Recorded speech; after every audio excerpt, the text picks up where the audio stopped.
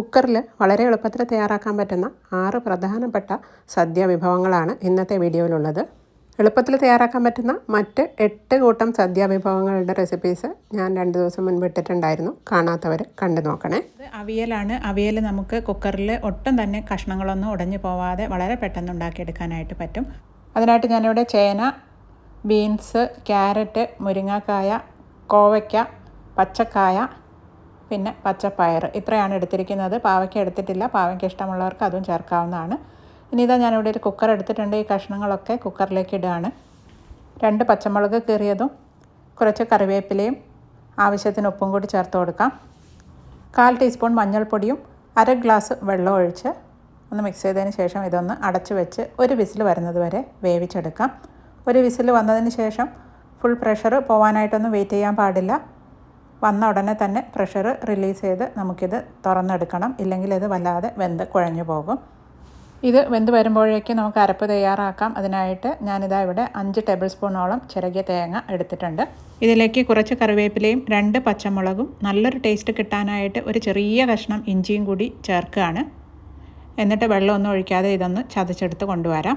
അപ്പോഴേക്കും ഇതാ ഇവിടെ ഒരു വിസിൽ വന്നതിന് ശേഷം ഞാൻ ആവിയൊക്കെ പോക്കി ഇത് തുറന്നെടുത്തിട്ടുണ്ട്. ഇത് കണ്ടില്ലേ, വെള്ളമൊക്കെ ഇതിൽ കറക്റ്റാണ്. ഇനി ചതച്ചെടുത്ത തേങ്ങ ഇതിലേക്ക് ചേർത്ത് ഒന്ന് മിക്സ് ചെയ്തെടുക്കാം. അവിയലിൽ ജീരകം ചേർക്കാൻ ഇഷ്ടമുള്ളവർക്ക് ചേർക്കാവുന്നതാണ്. ഞാൻ ചേർക്കാറില്ല. ഇതുവരെ ഇഞ്ചി ചേർത്ത് ഇതുപോലെ ഉണ്ടാക്കിയിട്ടില്ലെങ്കിൽ നിങ്ങളൊന്ന് ഉണ്ടാക്കി നോക്കൂ കേട്ടോ. ഇതിൻ്റെ ടേസ്റ്റ് അടിപൊളിയായിരിക്കും. തേങ്ങ ചേർത്ത് ഞാൻ മിക്സ് ചെയ്തെടുത്തിട്ടുണ്ട്. ഈ തേങ്ങയൊക്കെ നല്ലപോലെ ചൂടായിട്ടുണ്ട്. ഇനി ഞാൻ ഫ്ലെയിം ഓഫ് ചെയ്യുകയാണ്. അതിന് ശേഷം നമുക്കിതിലേക്ക് ആവശ്യത്തിന് തൈര് ചേർത്ത് ഒന്ന് മിക്സ് ചെയ്തെടുക്കാം. ഉപ്പ് നോക്കിയിട്ട് ആവശ്യമാണെങ്കിൽ ചേർക്കാവുന്നതാണ്. ഇതിലേക്ക് 1 ടീസ്പൂണോളം പച്ച വെളിച്ചെണ്ണയും കൂടി ഒഴിച്ച് നല്ലപോലെ ഒന്ന് മിക്സ് ചെയ്തെടുത്താൽ നമ്മുടെ ടേസ്റ്റി ആയിട്ടുള്ള അവിയൽ ഇവിടെ റെഡിയായി. ഇത് കണ്ടില്ലേ, ഒറ്റ കഷ്ണം പോലും ഇതിൽ ഉടഞ്ഞു പോയിട്ടില്ല. അപ്പോൾ നിങ്ങൾ ഇതുപോലെ ഉണ്ടാക്കി നോക്കൂ കേട്ടോ. അടുത്തത് ടേസ്റ്റി ആയിട്ടുള്ള എരിശ്ശേരിയാണ്. ഇതിനായിട്ട് വേണ്ടത് വൻപയറും മത്തനുമാണ്. മത്തൻ തൊലിയൊക്കെ കളഞ്ഞ് കഷ്ണങ്ങളാക്കി വെച്ചിട്ടുണ്ട്. വൻപയർ 1/4 കപ്പ് എടുത്തിട്ടുണ്ട്. ഇത് 2 മണിക്കൂർ മുൻപ് വെള്ളത്തിലിട്ട് വെച്ചതായിരുന്നു.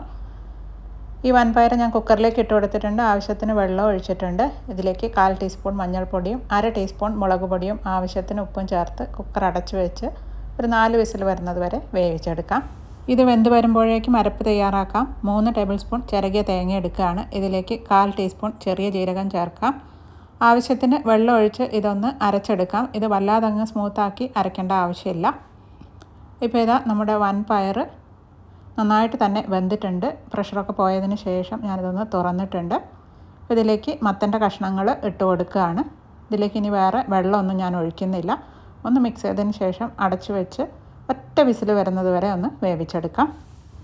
ഒരു വിസിൽ വന്നതിന് ശേഷം പ്രഷറൊക്കെ പോയിട്ടുണ്ട്. ഇനി ഞാനിതൊന്ന് തുറന്ന് നോക്കുകയാണ്. മത്തൻ കഷ്ണങ്ങളും നല്ലപോലെ തന്നെ വെന്തിട്ടുണ്ട്. നല്ല വലിയ പീസാക്കി തന്നെ മത്തൻ ഇട്ടിട്ടുണ്ട് ഞാൻ.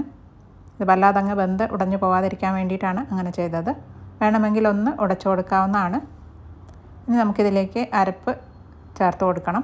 മിക്സിയുടെ ജാറിലേക്ക് കുറച്ച് വെള്ളം കൂടി ഒഴിച്ച് അതും കൂടി ചേർത്ത് കൊടുക്കുകയാണ്. വല്ലാതെ വെള്ളം ഒഴിക്കാൻ പാടില്ല. ഇത് കുറച്ച് കുറുകിയാണ് ഇരിക്കേണ്ടത്. കുറച്ച് കറിവേപ്പില കൂടി ചേർത്ത് കൊടുത്ത് നമുക്കിതൊന്ന് തിളപ്പിച്ചെടുക്കാം. ഇത് തിളച്ച് വന്നു കഴിഞ്ഞാൽ നമുക്കിത് അടുപ്പിൽ നിന്ന് മാറ്റി വയ്ക്കാം. എന്നിട്ട് ഇതിലേക്ക് വറുത്തിടുകയാണ് വേണ്ടത്. അതിനായിട്ട് ഞാനിവിടെ ഒരു പാൻ വെച്ചിട്ടുണ്ട്. വെളിച്ചെണ്ണ ഒഴിച്ചിട്ടുണ്ട്. വെളിച്ചെണ്ണ ചൂടായി വരുമ്പോൾ ആവശ്യത്തിന് കടുകിട്ട് പൊട്ടിച്ചെടുക്കാം. ഇനി ഇതിലേക്ക് വറ്റൽമുളക് ചേർത്ത് കൊടുക്കുകയാണ്. കുറച്ച് കറിവേപ്പില കൂടി ചേർത്ത് കൊടുക്കാം. ഇനി ഇതിലേക്ക് ഞാൻ കുറച്ച് ചിരകിയ തേങ്ങ കൂടി ഇട്ട് ഒന്ന് വറുത്തെടുക്കുന്നുണ്ട്. നിങ്ങൾക്ക് ടൈം ഉണ്ടെങ്കിൽ അത് ചെയ്തെടുക്കാവുന്നതാണ്. ഇല്ലെങ്കിൽ വറ്റൽമുളകും കറിവേപ്പിലയും മാത്രം മതിയാവും. ഇതിലേക്ക് 2 ടേബിൾ സ്പൂൺ ചെറിയ തേങ്ങ ചേർത്ത് നല്ല ബ്രൗൺ കളർ ആവുന്നത് വരെ ഒന്ന് വറുത്തെടുക്കുകയാണ്. ഇത് ചേർത്താൽ നല്ലൊരു ടേസ്റ്റ് ആയിരിക്കും നമ്മുടെ എരിശ്ശേരിക്ക്. കുറച്ച് ഉപ്പും കൂടി ഞാൻ ചേർത്ത് കൊടുക്കുകയാണ്. തേങ്ങ നല്ല പോലെ ബ്രൗൺ കളറായി വരുമ്പോൾ നമുക്കിത് എരിശ്ശേരിയിലേക്ക് ചേർത്ത് കൊടുക്കാം. ഇതും ചേർത്ത് നല്ലപോലെ തന്നെ മിക്സ് ചെയ്തെടുത്താൽ നമ്മുടെ ടേസ്റ്റി ആയിട്ടുള്ള വറുത്തെരിശ്ശേരി റെഡി. സദ്യയിൽ ഒഴിവാക്കാനാവാത്ത ഒന്നാണ് കുറുക്ക് കാളൻ. ഇതും നമുക്ക് കുക്കറിൽ വളരെ എളുപ്പത്തിൽ തയ്യാറാക്കിയെടുക്കാനായിട്ട് പറ്റും. അപ്പോൾ ഇതാ ഞാനിവിടെ കായയും ചേനയുമാണ് എടുത്തിരിക്കുന്നത്. ഒരേ വലുപ്പത്തിൽ മുറിച്ച് വെച്ചിട്ടുണ്ട്. ഇത് ഞാൻ കുക്കറിലേക്ക് ഇട്ട് കൊടുക്കുകയാണ്. ഇതിലേക്ക് 1/4 ടീസ്പൂൺ മഞ്ഞൾപ്പൊടിയും 1/2 ടീസ്പൂൺ കുരുമുളക് പൊടിയും ആവശ്യത്തിന് ഉപ്പും 1 പച്ചമുളകും ചേർത്ത് ആവശ്യത്തിന് വെള്ളം ഒഴിച്ച് ഇതൊന്ന് വേവിച്ചെടുക്കാം. കുറച്ച് വെള്ളം ഒഴിച്ചാൽ മതി കേട്ടോ. 1/2 ഗ്ലാസ് വെള്ളം ഒഴിച്ചാൽ മതി. ഒറ്റ വിസിൽ വരുത്തി ഇതൊന്ന് വേവിച്ചെടുക്കാം. ഇത് വെന്ത് വരുമ്പോഴേക്കും അരപ്പ് തയ്യാറാക്കാനായിട്ട് 3 ടേബിൾ സ്പൂൺ ചിരകിയ തേങ്ങ എടുത്തിട്ടുണ്ട്. ഇതിലേക്ക് പച്ചമുളക് ഒരെണ്ണം ചേർക്കുകയാണ്. ഇത് എരിവിനാവശ്യമായത് നിങ്ങൾക്ക് ചേർക്കാവുന്നതാണ്. ഇതിലേക്ക് നമ്മൾ മുളക് പൊടിയൊന്നും ചേർക്കുന്നില്ല. 1/2 ടീസ്പൂൺ ചെറിയ ജീരകവും ആവശ്യത്തിന് വെള്ളവും ചേർത്ത് നല്ല സ്മൂത്ത് പേസ്റ്റായിട്ട് ഇതൊന്ന് അരച്ചെടുത്ത് കൊണ്ടുവരാം. അപ്പോഴേക്ക് ഇതാ ഒരു വിസിൽ വന്നതിന് ശേഷം ഞാൻ ഓഫാക്കി വെച്ചിട്ടുണ്ടായിരുന്നു. ഇതിൻ്റെ പ്രഷറൊക്കെ പോയിട്ടുണ്ട്. ഞാൻ ഇതൊന്ന് തുറന്ന് നോക്കുകയാണ്. ഇത് ആവശ്യത്തിന് വെന്തിട്ടുണ്ട്. വെന്ത് കുഴഞ്ഞു പോയിട്ടൊന്നുമില്ല. ഇനി നമുക്ക് ഇതിലേക്ക് ചേർക്കേണ്ടത് തൈരാണ്. ഒരു 3 ടേബിൾ സ്പൂണോളം തൈര് ചേർത്ത് ഇത് നല്ലപോലെ ഒന്ന് തിളപ്പിച്ചെടുക്കണം. തിളച്ച് വരുന്നത് വരെ കൈവിടാതെ തന്നെ ഇത് ഇളക്കി കൊടുക്കണം. ഇല്ലെങ്കിൽ തൈര് പിരിഞ്ഞു പോകും. തിളച്ച് കഴിഞ്ഞാൽ പിന്നെ പിരിഞ്ഞു പോവില്ല. തിളച്ച് വരുന്നത് വരെ നല്ലപോലെ തന്നെ ഇളക്കി കൊടുത്താൽ മതി. ഫ്രിഡ്ജിൽ വെച്ചിരിക്കുന്ന തൈരാണെങ്കിൽ നേരത്തെ തന്നെ എടുത്ത് പുറത്ത് വെക്കണം, തണുപ്പ് പോകാനായിട്ട്. അതിന് ശേഷം മാത്രമേ ഇതിലേക്ക് ചേർത്ത് കൊടുക്കാവുള്ളൂ. ഇതിലേക്ക് കുറച്ച് കറിവേപ്പില ചേർത്ത് കൊടുക്കാം. ഇപ്പോൾ ഇത് നല്ലപോലെ തിളച്ച് ഒന്ന് കുറുകി വന്നിട്ടുണ്ട്. ഇനി ഇതിലേക്ക് നമ്മൾ അരച്ച് വെച്ചിരിക്കുന്ന തേങ്ങയുടെ മിക്സ് ചേർത്ത് കൊടുക്കുകയാണ്. ഉപ്പ് നോക്കിയിട്ട് ആവശ്യമാണെങ്കിൽ ചേർത്ത് കൊടുക്കാവുന്നതാണ്. തേങ്ങ ചേർത്ത് ഒന്ന് തിളപ്പിച്ചെടുത്തതിന് ശേഷം ഇതിലേക്ക് 2 നുള്ള് ഉലുവാപ്പൊടി കൂടി ചേർക്കാം. ഇതിൻ്റെ ടേസ്റ്റ് കൂടാനായിട്ട് ഉലുവാപ്പൊടി ചേർക്കുന്നത് ഒരുപാട് നല്ലതാണ്. ഉലുവാപ്പൊടി ചേർത്ത് ഒന്ന് മിക്സ് ചെയ്തതിന് ശേഷം നമുക്കിത് അടുപ്പിൽ നിന്ന് മാറ്റി വയ്ക്കാം. അതിനുശേഷം ഇതിലേക്ക് വറുത്തിടാണ് വേണ്ടത്. ഇത് തണുക്കുമ്പോഴേക്കും ഒന്നുകൂടെ ഒന്ന് കുറുകി വരും കേട്ടോ. അപ്പോൾ ഇതാ വറുത്തിടാനായിട്ടൊരു പാൻ വെച്ചിട്ടുണ്ട്. അതിലേക്ക് 1 ടീസ്പൂണോളം വെളിച്ചെണ്ണ ഒഴിച്ച് കൊടുക്കുകയാണ്. വെളിച്ചെണ്ണ ചൂടാകുമ്പോൾ ആവശ്യത്തിന് കടുകിട്ടൊന്ന് പൊട്ടിച്ചെടുക്കാം. അതിനുശേഷം 2 നുള്ള് ഉലുവയും കൂടി ഇതിലേക്ക് ചേർത്ത് കൊടുക്കാം. ഇനി വേണ്ടത് വറ്റൽമുളകാണ്. 2-3 വറ്റൽമുളകും കുറച്ച് കറിവേപ്പിലയും കൂടി ഇതിലേക്ക് ചേർക്കുകയാണ്. ഇതൊക്കെ ആവശ്യത്തിന് മൂത്ത് കഴിയുമ്പോൾ നമുക്കിത് കുറുക്ക് കാളനിലേക്ക് ചേർത്ത് കൊടുക്കാം. അപ്പോൾ ഇതാ കുക്കറിൽ വളരെ ഈസി ആയിട്ട് ഒട്ടും വെന്ത് കുഴഞ്ഞു പോകാതെ നമുക്ക് കുറുക്ക് കാളൻ വളരെ പെട്ടെന്ന് റെഡിയാക്കി എടുക്കാവുന്നതാണ്. കായയും ചേനയും ഒക്കെ കുറച്ച് വലിയ കഷ്ണങ്ങളാക്കി തന്നെ മുറിച്ചെടുത്താൽ ഒട്ടും തന്നെ വെന്ത് കുഴഞ്ഞു പോവുകയില്ല. അപ്പോൾ ഇതാ ടേസ്റ്റി ആയിട്ടുള്ള കുറുക്ക് കാളൻ ഇവിടെ റെഡി ആയിട്ടുണ്ട്. ഇത് കട്ടിപ്പരിപ്പ് കറിയാണ്. സദ്യയിൽ ഒഴിവാക്കാനാവാത്ത ഒന്ന് തന്നെയാണ് കട്ടിപ്പരിപ്പ് കറി അല്ലേ. അപ്പോൾ ഇതുണ്ടാക്കാനായിട്ട് 1/4 കപ്പ് ചെറുപയർ പരിപ്പ് ഞാൻ എടുത്തു വെച്ചിട്ടുണ്ട്. നമ്മൾ പായസത്തിനൊക്കെ എടുക്കുന്ന പരിപ്പുണ്ടല്ലോ, അതാണ് എടുത്തിരിക്കുന്നത്. ആദ്യം നമുക്കിതൊന്ന് വറുത്തെടുക്കണം. അതിനായിട്ട് ഒരു പാൻ വെച്ചിട്ടുണ്ട്. ഞാനിതൊന്ന് വറുത്തെടുക്കുകയാണ്. ഇത് കളറ് മാറിപ്പോവാതെ വേണം വറുത്തെടുക്കാനായിട്ട്. കളറ് മാറി തുടങ്ങുന്ന ആ സമയത്ത് ഇത് ഓഫാക്കിയിട്ട് ചൂടാറാൻ വെക്കാം. ഇതൊന്ന് ചൂടാറി വരുമ്പോഴേക്കും ഇതിൽ ചേർക്കാനുള്ള അരപ്പ് തയ്യാറാക്കാം. അതിനായിട്ട് ഞാനിവിടെ ഒരു മിക്സിയുടെ ജാറിലേക്ക് 2 ടേബിൾ സ്പൂണോളം ചിരകിയ തേങ്ങയാണ് ഇട്ട് കൊടുക്കുന്നത്. പരിപ്പ് വളരെ കുറച്ചല്ലേ എടുത്തിട്ടുള്ളൂ. അപ്പോൾ 2 ടേബിൾ സ്പൂൺ തേങ്ങ മതി. ഇതിലേക്കൊരു ചെറിയ പച്ചമുളകും 1/4 ടീസ്പൂൺ ചെറിയ ജീരകം കൂടി ചേർത്ത് കുറച്ച് വെള്ളമൊഴിച്ച് നല്ല സ്മൂത്ത് പേസ്റ്റായിട്ട് തന്നെ ഇതൊന്ന് അരച്ചെടുത്ത് കൊണ്ടുവരാം. അപ്പോൾ ഇതാ നമ്മുടെ പരിപ്പ് ചൂടാറിയിട്ടുണ്ട്. ഞാനിതൊന്ന് കഴുകിയെടുത്തിട്ടുണ്ട്. ഇനി ഇത് കുക്കറിലിട്ട് വേവിച്ചെടുക്കണം. ഇതിൻ്റെ 2 ഇരട്ടി വെള്ളം കൂടെ ഒഴിച്ചിട്ട് വേണം ഇത് വേവിച്ചെടുക്കാനായിട്ട്. ഇതിലേക്ക് 2 നുള്ള് മഞ്ഞൾപ്പൊടിയും പാകത്തിന് ഉപ്പും കുറച്ച് വെളിച്ചെണ്ണ കൂടി ചേർക്കാം. 1 ടീസ്പൂൺ വെളിച്ചെണ്ണ മതി. ഇത് തിളച്ച് പുറത്തേക്ക് പോകാതിരിക്കാൻ വേണ്ടിയിട്ടാണ് വെളിച്ചെണ്ണ ചേർക്കുന്നത്. ഇനി കുക്കർ അടച്ച് ഒരു 4 വിസിൽ വരുന്നത് വരെ ഇതൊന്ന് വേവിച്ചെടുക്കാം. 4 വിസിൽ വന്നതിന് ശേഷം പ്രഷറൊക്കെ പോയിട്ടുണ്ട്. ഇതൊന്ന് തുറന്ന് നോക്കാം. അപ്പോൾ ഇതാ പരിപ്പ് നല്ലപോലെ തന്നെ വെന്തിട്ടുണ്ട്. ഇത് ചെറുതായിട്ടൊന്ന് ഉടച്ചെടുക്കുകയാണ്. ഇനി ഫ്ലെയിം ഓൺ ചെയ്തതിന് ശേഷം കുറച്ച് കറിവേപ്പിലയും നമ്മൾ അരച്ച് വെച്ചിരിക്കുന്ന തേങ്ങയുടെ അരപ്പും കൂടി ചേർക്കാം. മിക്സിയുടെ ജാറിലേക്ക് കുറച്ച് വെള്ളം കൂടി ഒഴിച്ച് അതും കൂടി ചേർക്കുകയാണ്. ഈ പരിപ്പ് കറി തണുക്കുമ്പോഴേക്കും വല്ലാതെ അങ്ങ് കട്ടിയായി പോവും. അപ്പോൾ ആവശ്യത്തിന് വെള്ളം ഈ സമയത്ത് തന്നെ ചേർത്ത് കൊടുക്കണം. ഇനി നമുക്ക് ഒരു തിള വരുന്നത് വരെ വെയിറ്റ് ചെയ്യാം. വല്ലാതെ അങ്ങ് തിളച്ച് കുറുക്കിയെടുക്കേണ്ട ആവശ്യമൊന്നുമില്ല. ഉപ്പ് ആവശ്യമാണെങ്കിൽ ഈ സമയത്ത് ചേർത്ത് കൊടുക്കാവുന്നതാണ്. ഇതിലേക്ക് 1 ടീസ്പൂൺ നെയ്യോ അല്ലെങ്കിൽ വെളിച്ചെണ്ണയോ ചേർത്ത് കൊടുക്കാം. ഞാനിപ്പോൾ നെയ്യാണ് ചേർക്കുന്നത്. നെയ്യ് കഴിക്കാത്തവർക്ക് വെളിച്ചെണ്ണ ചേർക്കാവുന്നതാണ്. ഇതും കൂടി ചേർത്ത് നന്നായിട്ടൊന്ന് മിക്സ് ചെയ്തെടുക്കാം. അപ്പോൾ ഇതിന് തിള വരാനായിട്ട് തുടങ്ങിയിട്ടുണ്ട്. ഇത്രയും മതി. ഇനി ഞാനിത് അടുപ്പിൽ നിന്നും മാറ്റി വയ്ക്കുകയാണ്. ചൂടാറി കഴിയുമ്പോൾ ഈ ഒരു കൺസിസ്റ്റൻസിയിലാണ് നമ്മുടെ പരിപ്പ് കറി ഇരിക്കേണ്ടത്. അപ്പോൾ ഇതാ നമ്മുടെ ടേസ്റ്റി ആയിട്ടുള്ള നമുക്ക് കൂട്ടുകറി എങ്ങനെയാണ് ഉണ്ടാക്കുന്നത് നോക്കാം. കൂട്ടുകറി ഇഷ്ടമില്ലാത്തവരായിട്ട് ആരും തന്നെ ഉണ്ടാവില്ല.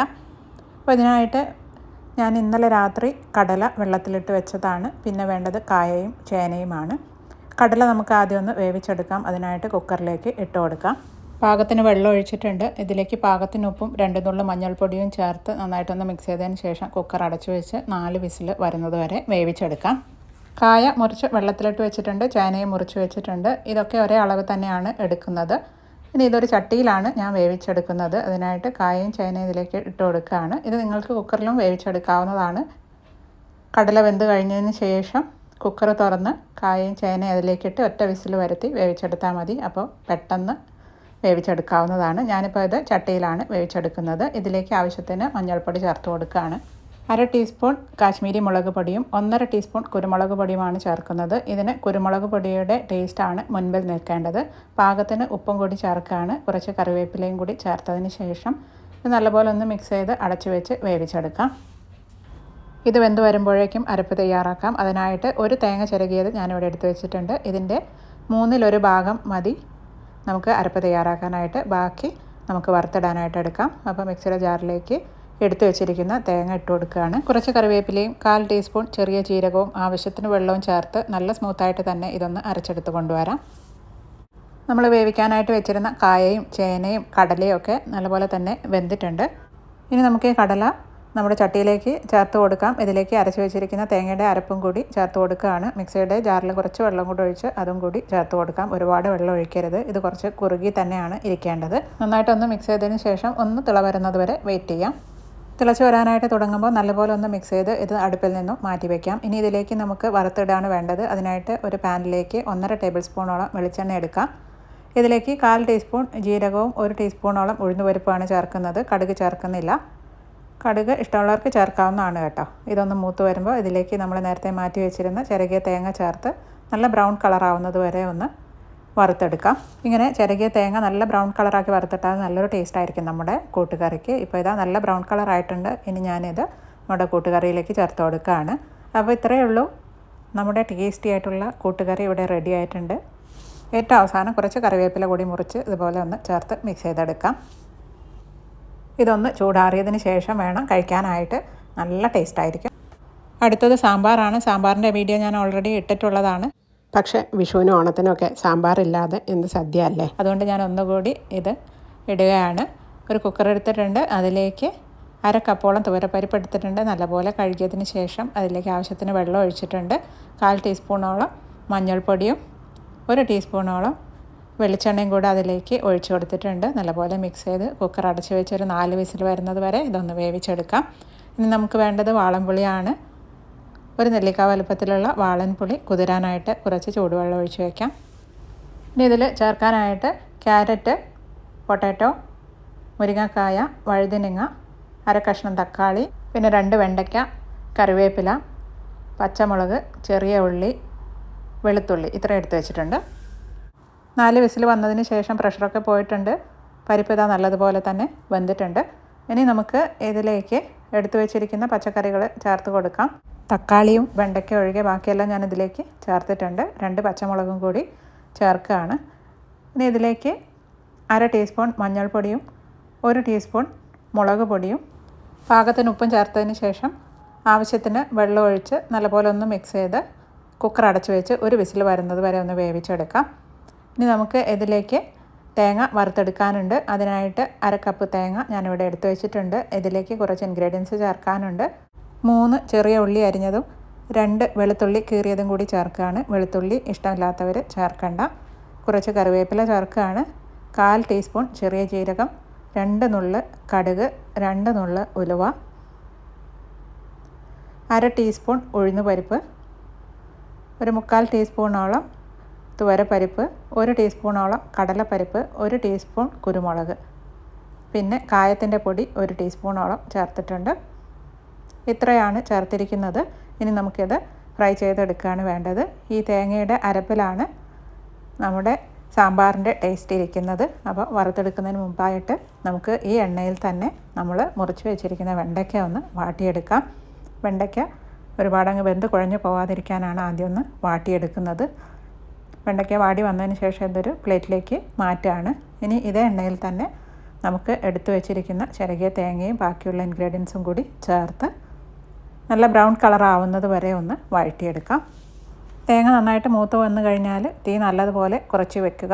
എന്നിട്ട് ഇതിലേക്ക് 2 ടീസ്പൂൺ മല്ലിപ്പൊടിയും 1 ടീസ്പൂണോളം കാശ്മീരി മുളക് പൊടിയും കൂടി ചേർത്ത് ഇതിൻ്റെ പച്ചമണം മാറി വരുന്നത് വരെ ഒന്ന് വഴറ്റി കൊടുക്കാം. ഇതിൻ്റെ പച്ചമണമൊക്കെ മാറി വന്നു കഴിഞ്ഞാൽ നമുക്ക് ഫ്ലെയിം ഓഫ് ചെയ്ത് ഇത് ചൂടാറാനായിട്ട് മാറ്റി വയ്ക്കാം.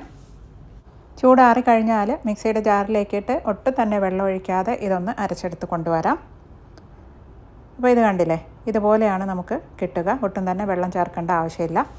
പച്ചക്കറികൾ ചേർത്ത് ഒരു വിസിൽ വന്നതിന് ശേഷം കുക്കർ ഞാൻ മാറ്റി വെച്ചിട്ടുണ്ടായിരുന്നു. ഇത് തുറന്ന് നോക്കാം. ഇതിലേക്ക് ഇനി വാട്ടി വെച്ചിരിക്കുന്ന വെണ്ടയ്ക്കയും കഷ്ണങ്ങളാക്കിയ തക്കാളിയും കുറച്ച് കറിവേപ്പിലയും കൂടി ചേർക്കാം.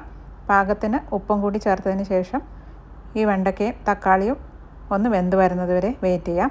ഇപ്പോൾ ഇതാ തക്കാളിയും വെണ്ടയ്ക്കയും ഒക്കെ നല്ലതുപോലെ വെന്ത് വന്നിട്ടുണ്ട്. ഇനി നമുക്ക് നേരത്തെ കുതിരാനായിട്ട് മാറ്റി വെച്ചിരുന്ന പുളിയുണ്ടല്ലോ, അത് ഞാൻ പിഴിഞ്ഞെടുത്ത് അരിച്ചെടുത്ത് വെച്ചിട്ടുണ്ടായിരുന്നു. അത് ഇതിലേക്ക് ചേർത്ത് ഒന്ന് തിളപ്പിച്ചെടുക്കാം. പുളിവെള്ളം ചേർത്തതിന് ശേഷം ഒന്ന് തിളച്ച് വന്നിട്ടുണ്ട്. ഇനി ഇതിലേക്ക് നമ്മൾ അരച്ച് വെച്ചിരിക്കുന്ന തേങ്ങ ചേർത്ത് നല്ലപോലെ തന്നെ മിക്സ് ചെയ്ത് കൊടുക്കാം. ഈ സമയത്ത് വെള്ളം ആവശ്യമാണെങ്കിൽ ചൂടുവെള്ളം ചേർത്ത് കൊടുക്കണം. അപ്പോൾ ചൂടുവെള്ളം ഞാൻ ഒഴിച്ചിട്ടുണ്ട്. മിക്സിയുടെ ജാറിലേക്ക് കുറച്ച് വെള്ളവും കൂടി ഒഴിച്ച് അതും കൂടി ഇതിലേക്ക് ചേർത്ത് കൊടുക്കുകയാണ്. ഉപ്പ് ആവശ്യമാണെങ്കിൽ ഈ സമയത്ത് ചേർത്ത് കൊടുക്കാവുന്നതാണ്.